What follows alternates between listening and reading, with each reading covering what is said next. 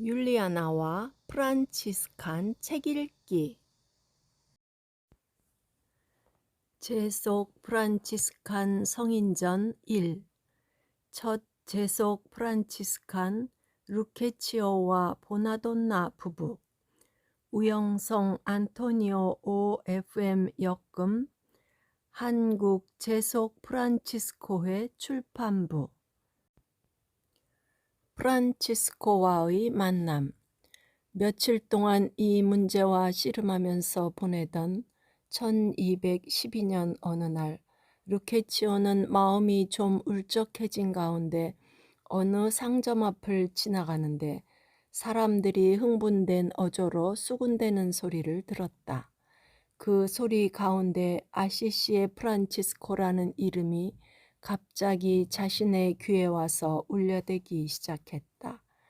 그는 더 자세히 듣기 위해서 조금 천천히 걸으면서 그 소리에 귀를 쫑긋 세웠다. 프란치스코가 토스카나 지역에 와서 근처를 돌며 사람들에게 설교하면서 놀라운 일들을 했다고 하더군. 싸움이 벌어진 곳도 싸움이 멈추었다더군. 그가 발델사로 지나갈 거래. 그럼 발델사의 중심이면서 사람들의 왕래가 많은 여기 포지본시도 틀림없이 지나갈 거야. 코르토나와 아레쪼를 거쳐서 이제는 산 지미냐노에 와 있거든. 실제로 프란치스코는 1209년에 형제들과 함께 로마에서 자신들의 복음적 생활 양식을 인준받은 후 여러 지역을 돌아다니면서 회개를 선포하고 있었는데 1211년 10월에는 코르토나와 아레쪼에서 잠깐 머문 뒤에 발델사로 가기 위해서 바로 토스카나 지역의 산 지미냐노에 와 있었다. 당시 발델사는 그 지역의 중심부에 속해 있었기에 프란치스코의 복음적 선교와 현존에서 결코 제외될 수 없던 곳으로 산 지미냐노와 포지본시에서의 프란치스코가 행한 기적 이야기가 전해질 정도로 이 지역은 초기부터 프란치스코의 복음 선교의 무대였던 곳이었다. 루케치오 자신은 조금 전에 자기에게 살인자라고 외쳤던 한 사람 때문에 마음이 울적하고 착잡하였는데 이 마을이 자기 마음과 달리 온통 들떠 있었던 이유가 바로 이 사람 때문이었다는 것을 깨달았다. 그 역시 프란치스코에 대한 소문을 들어 알고 있었다. 그가 아시시 출신이며 그의 아버지는 상인들 안에서도 유명한 피에트로 베르나르도이고 큰 직물 사업을 하는데 아시시와 인근 지역뿐만 아니라 해외 무역까지 손을 댈 정도로 자기보다 더 큰 부자이며 그 아들은 순조롭게 부자가 될 수 있었음에도 어느 날 갑자기 모든 것을 버리더니 거지 같은 옷으로 갈아입고는 아버지의 것에 대한 모든 권리를 포기하고는 기이한 행동을 했다는 소문은 이미 파다하게 이탈리아 전역으로 퍼져 있었다. 더욱이 자기가 사는 이 동네는 프란치스코가 살았던 움브리아 지역과 이웃해 있는 토스카나 지역이었기에 그 소문은 벌써부터 사람들 입에 회자되고 있었던 것이다. 처음에 이 이야기를 들었을 때 돈을 좋아하고 부자가 되는 것을 꿈꿔온 루케치오 역시 여느 다른 사람처럼 프란치스코가 미쳤다고 비웃었다. 그리고 이내 그에 대한 관심을 접고는 자기 일에 몰두하여 그런 사실이 자신과 무관하다는 듯 지내고 있었다. 그런데 사람들이 미쳤다고 손가락질하고 자기 집에서도 쫓겨났다고 알려졌던 프란치스코란 사람이 실제로는 하느님께 사로잡힌 거룩한 사람이며 비록 키는 작고 삐쩍 말랐지만 행동으로 보여주는 그의 말이 참으로 힘이 있고 기이하게도 마음을 울린다고 하지 않는가.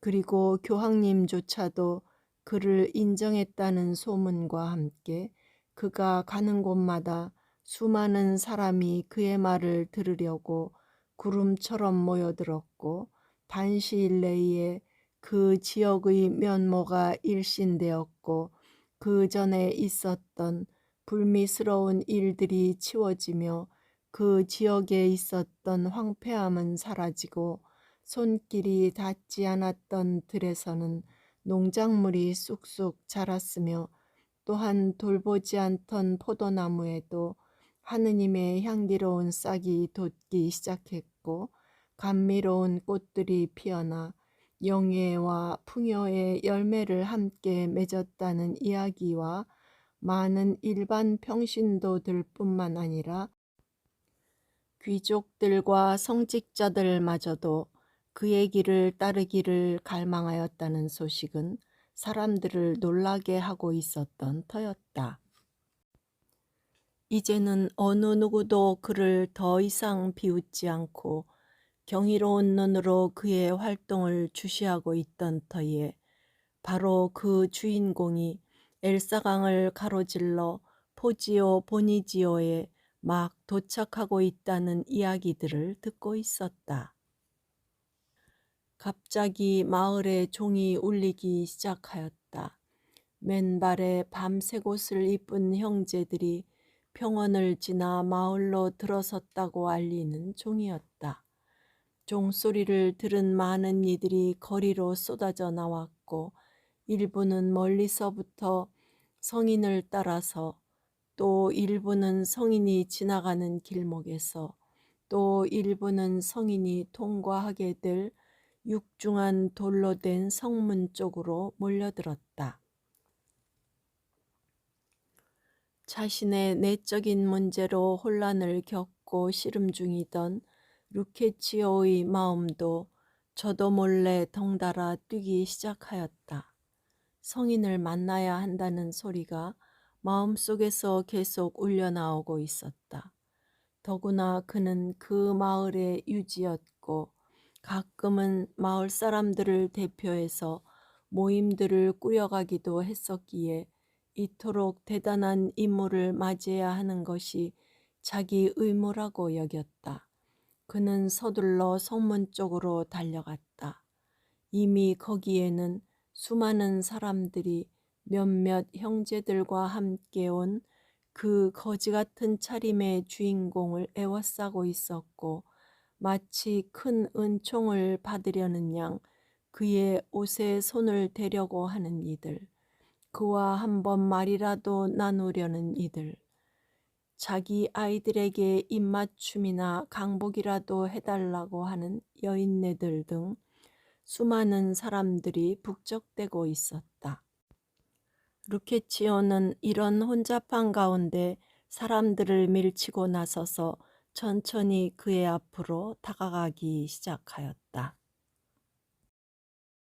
사람들이 서로 밀치고 밀리면서도 그리 짜증내는 사람도 없었고 더구나 암묵적으로 루케치오를 그 마을의 대표적인 인물로 여기고 있었기에 그에게 자리를 내주어 앞으로 나아가도록 도와주기까지 하는 이들도 있었다. 마침내 그 역시 프란치스코 앞에 다가가 맨 앞줄에 섰다. 루케치오는 형제들 중에서 프란치스코가 누구인지 즉시 알아차렸다. 형제들이 그를 둘러싸고 있었고 비록 초라해 보이고 그리 주목받을 만한 얼굴이 아니었지만 은연중에 그를 끌어당기는 강하고도 기이한 매력을 풍기는 사람이 바로 프란치스코였기 때문이다. 프란치스코에게 눈을 고정시키면서 그는 잠깐 생각에 잠겼다. 바로 이 사람이란 말인가? 그리 노력하지 않아도 큰 유산을 물려받을 수 있었는데도 미련 없이 그것을 포기하고 놀라운 행적을 한다는 사람이? 그러나 그의 생각은 더 나아갈 수 없었다. 갑자기 웅성대는 소리가 잦아들기 시작하더니 주변이 고요해졌다. 프란치스코와 함께 온 다른 형제 한 명이 손을 들어 주목해 달라고 했기 때문이다. 프란치스코는 이런 큰 군중들의 소란함 속에서도 고요함을 지니고 미소를 띠고 있었고, 이제 조용히 사람들을 볼 수 있게끔 조금 높은 곳으로 올라가 먼저 하늘을 우러러 잠깐 침묵 중에 기도한 후 사람들을 둘러보고는 말하기 시작했다. 주님의 평화를 빕니다. 저희는 아시시에서 온 회개자들입니다. 이어서 말하였다. 주님께서 나 프란치스코에게 이렇게 회개를 시작하도록 하신 것처럼 여러분들도 세상의 탐욕과 헛된 이기심 때문에 하느님 사랑에서 벗어나 하느님 나라를 빼앗기지 말고 회개하고 구원을 얻도록 하십시오. 그러고는 잠깐 숨을 쉰 뒤에 이렇게 덧붙였다. 우리는 눈을 떠야만 합니다. 우리는 우리의 악습과 죄악과 나쁜 욕망 때문에 악마에게 속아 눈이 멀었습니다. 죄를 짓는 일은 육신에 달콤하고 하느님을 섬기는 일은 육신에 씁니다. 이 세상의 헛된 것들을 오랫동안 소유할 것이라고 생각합니다만 사실은 우리가 생각지도 못하고 알지도 못하는 그날과 시간이 오게 됩니다. 육신은 쇠약해지고 죽음이 다가오게 마련입니다. 그 헛된 것들이 우리 영혼을 구하지 못합니다. 그러니 우리 영혼을 구하기 위해 회개합시다. 평화가 여러분 가운데 있기를 빕니다. 그의 말은 단순했으나 기이한 힘이 있었다. 평화롭고 모든 것에서 자유롭게 되어 행복의 영역에 들어선 사람처럼 빛나는 그의 얼굴과 몸짓이 그 너머의 것을 이야기하고 있었기 때문이었다. 거기에 모인 모든 사람들, 특히 하느님을 잊고 하느님의 계명을 등한히 하며 잠을 자고 있던 이들의 마음을 파고들었고 루케치오의 마음을 흔들었다. 프란치스코의 설교는 끝났고 짧고 강한 침묵이 그 마을을 덮었다. 잠시 사람들이 환성을 올리기 시작하면서 다시금 활기가 넘쳤다.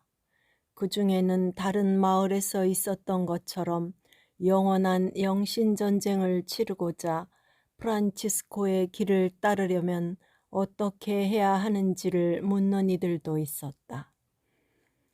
어쨌든 더 이상 말은 없었지만 루케치오는 프란치스코와 대화를 나누고 싶었다. 아니, 그와 좀 더 함께 있고 싶었다. 더구나 그는 마을을 대표해서 뭔가 해야 할 의무를 느꼈다. 그는 갑자기 큰 소리로 사부님 하고 외쳤다. 사람들은 그 외침에 놀라 소리를 죽였다. 이어서 루케치오는 이 사람들을 보십시오, 사부님. 저는 이 마을 사람들의 이름으로 청합니다. 포지오 보니지오에 머물러 주십시오. 따뜻이 환대하는 사람들의 모습과 이 요청에 프란치스코는 감격했고 애정어린 시선을 그에게 던지면서 조만간에 여기에 다시 오겠습니다.